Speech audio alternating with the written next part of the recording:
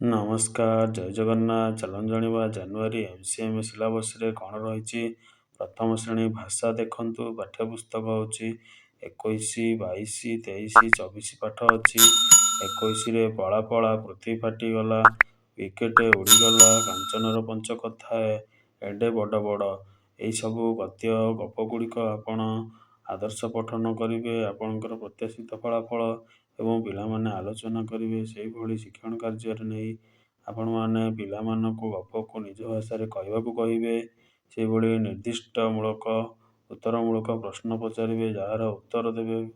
ସେହିଭଳି କବିତା ପୋଷ୍ଟ ରହୁଛି ବିଲେଇ ନାନୀ, କବିତା ଆବୃତ୍ତି କରିବେ ଆପଣଙ୍କର ପ୍ରତ୍ୟାଶିତ ଫଳାଫଳ। ସେହିଭଳି ଶିକ୍ଷଣ କାର୍ଯ୍ୟରେ ଆପଣମାନେ କବିତାର ଉତ୍ତର ମୌଖିକ ଭାବେ ଦେବେ। ସେହିଭଳି ଚିତ୍ରପେଳା, ମିଠା ଦୋକାନ ମେଳା ଓ ମିଠା ଦୋକାନ ଅଛି। ଚିତ୍ର ଆଲୋଚନା, ଯେଉଁଥିରେ ଚିତ୍ରରେ ବସ୍ତୁ ଓ ଘଟଣାଗୁଡ଼ିକୁ ପିଲାମାନେ ଚିହ୍ନିବେ। ସେହିଭଳି କାର୍ଯ୍ୟପୁସ୍ତିକା 23, ଆପଣଙ୍କର କାର୍ଯ୍ୟପୁସ୍ତିକା ଗୁଡ଼ିକ ଅଛି 23ରୁ 26। ସେହିଭଳି ଆପଣଙ୍କର ଡିକୋଡ଼ିଂ, ଆପଣଙ୍କର ଶବ୍ଦ ବାକ୍ୟ ପଢ଼ିବେ, ଲେଖିବେ। ସେହିଭଳି ଦେଖନ୍ତୁ, ଆପଣ କାର୍ଯ୍ୟପୁସ୍ତିକାରେ ଦିଆଯାଇଥିବା ଅକ୍ଷର ଶବ୍ଦ ବାକ୍ୟ ପଢ଼ିବେ ଓ ଲେଖିବେ। ଯେଉଁଭଳି ଆପଣଙ୍କର ଭ, ଜ, ୟ, ଔକାର, ଥ, ଫ, ଇ, ଏ, ଓ, ଋ, ଈକାର ଏହି ଶବ୍ଦଗୁଡ଼ିକ ଶିଖିବେ ଓ ପଢ଼ିବେ। ସେହିଭଳି ଆପଣଙ୍କର ଗଢ଼ିବେ, ପଢ଼ିବେ, ଲେଖିବେ। ସେହିଭଳି କାର୍ଯ୍ୟପୁସ୍ତିକାରେ ଥିବା 25 ଓ 30 ଶବ୍ଦରେ ଥିବା ବିଶିଷ୍ଟ ଡିକୋଡ୍ ବେଲ୍ ମଧ୍ୟ ପଢ଼ିବେ। ସେହିଭଳି ବଡ଼ ବହିର ଆପଣଙ୍କର ସୋନୁର ଲଡ଼ୁ ସହଭାଗୀ ପଠନ କରିବେ। ବଡ଼ ବହିର କାହାଣୀକୁ ନିଜ ଭାଷାରେ ଶୁଣିବେ। ବଡ଼ ବହି ସମ୍ବନ୍ଧୀୟ ନିର୍ଦ୍ଦିଷ୍ଟ ଉତ୍ତରମୂଳକ ପ୍ରଶ୍ନର ଉତ୍ତର ଦେବେ। ବଡ଼ ବହିରେ ଥିବା ମୁଖ୍ୟ ଶବ୍ଦଗୁଡ଼ିକ ପଢ଼ିବେ ଓ ଲେଖିବେ। ସେହିଭଳି ଗଳ୍ପ କାର୍ଡ଼ ଗୁଡ଼ିକ ଦେଖନ୍ତୁ। ଗୁଡ଼ି ଓ ଛେଳି, ବାଆ ବାଆରେ କେମିତି ମଜା, ବେଙ୍ଗ ଖାଇଲା ଚକୋଲେଟ୍, ଭାଲୁର ଚତୁର ପଣିଆ, ବଳିଆ, ରାମର ସାଇକେଲ ଓ ମୂଷା ଓ ହାତୀ। ଏହି ଗପଗୁଡ଼ିକ ଆପଣ ମାର୍ଗଦର୍ଶନ ପଠନ କରିବେ। ସେହିଭଳି ଗଳ୍ପରେ ଥିବା ସାରାଂଶ ନିଜ ଭାଷାରେ ପିଲାମାନେ କହିବେ। ସାର୍ କହିବେ, ଗଳ୍ପରୁ ସମ୍ବନ୍ଧିତ ପ୍ରଶ୍ନର ଉତ୍ତର ଦେବେ। ଗଳ୍ପ କାଳଗୁଡ଼ିକ ଶିକ୍ଷକ ସହାୟତାରେ ପଢ଼ିବେ। ସେହିଭଳି ଦେଖନ୍ତୁ, ପ୍ରଥମ ଶ୍ରେଣୀ ଗଣିତ ପାଠ 21 ପଳା ପଳା ପୃଥିବୀ ଫାଟିଗଲାର 2 ଅଙ୍କ ବିଶିଷ୍ଟ ସଂଖ୍ୟାର ଯୋଗ କରିବେ। ଯୋଗଫଳ ନିର୍ଣ୍ଣୟ କରିବେ, ଯାହାକି 18 ମଧ୍ୟରେ ସୀମିତ ହେବ। କାଠି ଓ ଜିକେ କିଟ୍ ସଂଖ୍ୟାମାଳୀ ନେଇ ସ୍କୋୟାର କାଉଣ୍ଟର ନେଇ ଯୋଗଫଳଗୁଡ଼ିକ ନିର୍ଣ୍ଣୟ କରିବେ। ସେହିଭଳି ପାଠ 22କୁ ନେଇ ଆପଣଙ୍କର ୱିକେଟ୍ ଉଡ଼ିଗଲା, ଯେଉଁଥିରେ କି ସଂଖ୍ୟାମାଳୀରେ ବା କାଠିରେ 10 10 କରି ଆପଣଙ୍କର ସଂଖ୍ୟା ଚିହ୍ନଟ କରିବେ। ସେହିଭଳି କାର୍ଯ୍ୟପୁସ୍ତିକା ସପ୍ତାହ 25ରୁ ଆପଣଙ୍କର ହେବ ସପ୍ତାହ 25 81 ପୃଷ୍ଠାରୁ 86 ପୃଷ୍ଠା କାର୍ଯ୍ୟ କରିବେ। ସେହିଭଳି ପାଠ 23ର କାଞ୍ଚନର ପଞ୍ଚକଥା ଆପଣଙ୍କର 2 ଅଙ୍କ ବିଶିଷ୍ଟ ସଂଖ୍ୟାର ବିୟୋଗ କରିବେ, ଯେଉଁଥିରେ ଜିକେ ସଂଖ୍ୟାମାଳୀ ନେଇ ବ୍ୟବହାର କରିବେ। 18 ମଧ୍ୟରେ ମଧ୍ୟ ବିୟୋଗ କରିବେ। ସେହିଭଳି ପାଠ 24 ଏଡ଼େ ବଡ଼ ବଡ଼ ସାରଣୀକୁ ଏଡ଼େ ବଡ଼ ବଡ଼ରେ ଥିବା ବିଷୟରୁ 1ରୁ 100 ପର୍ଯ୍ୟନ୍ତ ସାରଣୀକୁ ପୂରଣ କରିବା ପାଇଁ ମଧ୍ୟ ଦ୍ୱିତୀୟ ଶ୍ରେଣୀ ଗଣିତ ମଧ୍ୟରେ ପ୍ରଦର୍ଶିତ ହୋଇଛି MCM ସିଲାବସ୍ରେ।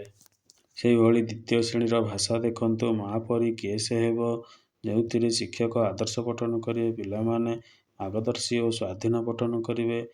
ଏବଂ ଶିକ୍ଷଣ କାର୍ଯ୍ୟଗୁଡ଼ିକ ହେଉଛି ସାରାଂଶ କହିବେ, ଯେଉଁଥିରେ ଆପଣଙ୍କର ସରଳ ପଦ୍ୟର ସରଳ ଲିଖିତ ମୌଖିକ ପଦର ଉତ୍ତର ଦେବେ। ନୂଆ ପଦର ଶବ୍ଦ ନେଇ ଗଠନ କରି ବାକ୍ୟ ଗଠନ କରିବେ। ସେହିଭଳି କାର୍ଯ୍ୟପୁସ୍ତିକା 139ରୁ 156, 24ରୁ 26 ସପ୍ତାହ ଅଛି। ଡିକୋଡ଼ିଂ, ଯେଉଁଥିରେ ଶବ୍ଦ ବାକ୍ୟ ପଢ଼ିବେ ଓ ଲେଖିବେ, ଯେଉଁଥିରେ କି ତସ୍ ଚସ୍ ତ, ଛ ତପ୍ ତ, ଥ ଦ୍ୱିତୀୟ ଛ, ସୁଜ୍ ପ୍ରଭୃତି ଶବ୍ଦଗୁଡ଼ିକ ପଢ଼ିବେ, ପଢ଼ିବେ ଓ ଲେଖିବେ।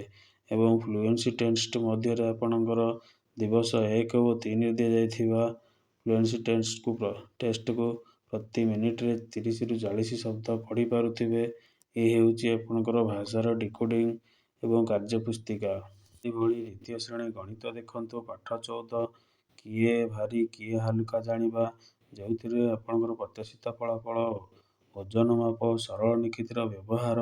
ଶିକ୍ଷଣ କାର୍ଯ୍ୟରେ ଆପଣମାନେ ନିକିତିର ହାଲୁକା ଓଜନିଆ ଜିନିଷ ନେଇ ତୁଳନା କରି ତାଙ୍କୁ ମାପି ଶିଖାଇବେ।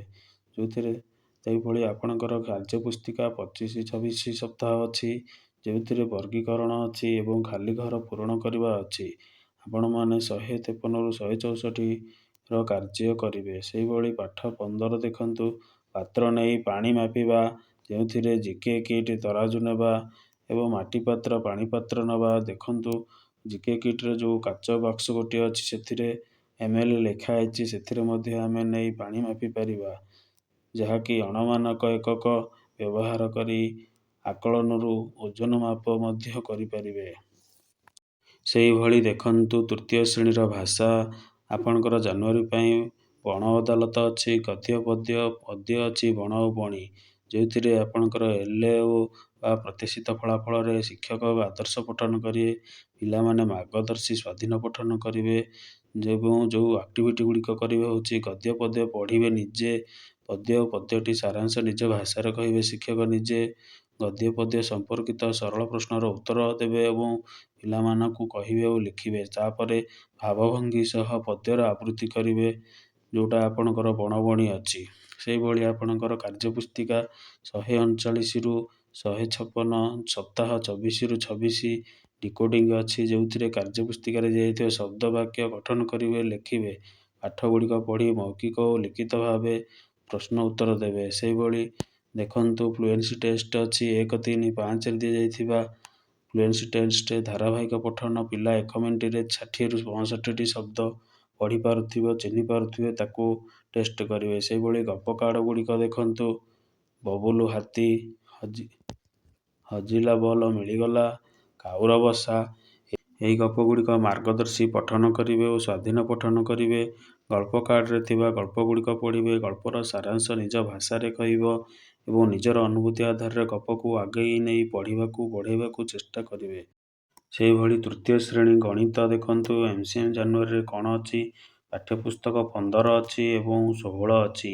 ପାଠ୍ୟପୁସ୍ତକ 15ରେ ଆପଣଙ୍କର ଅଛି କ୍ୟାଲେଣ୍ଡରରୁ ଶିଖିବେ। ସେହିଭଳି LAO ବା ପ୍ରତ୍ୟାଶିତ ଫଳାଫଳରେ ଆପଣଙ୍କର ସମସ୍ୟାର ସମାଧାନ ଏବଂ ଶିକ୍ଷକ କ'ଣ କାର୍ଯ୍ୟ କରିବେ, କ୍ୟାଲେଣ୍ଡରରୁ ନିର୍ଦ୍ଦିଷ୍ଟ ଦିବସ ତାରିଖ ଚିହ୍ନଟ କରିବେ।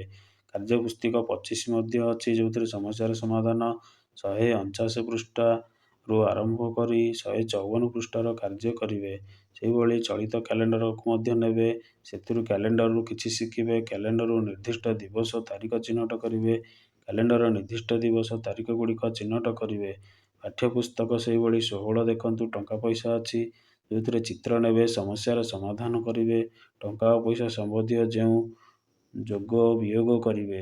ସେହିଭଳି ଦେଖନ୍ତୁ ଟଙ୍କା ପଇସାର ଯୋଗ ବିୟୋଗ ମଧ୍ୟ ଅଛି।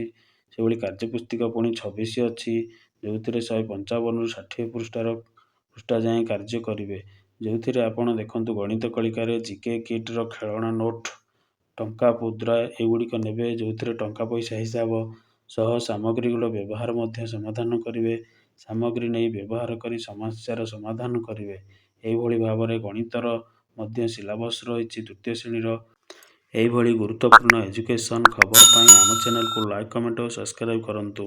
ଜୟ ଜଗନ୍ନାଥ।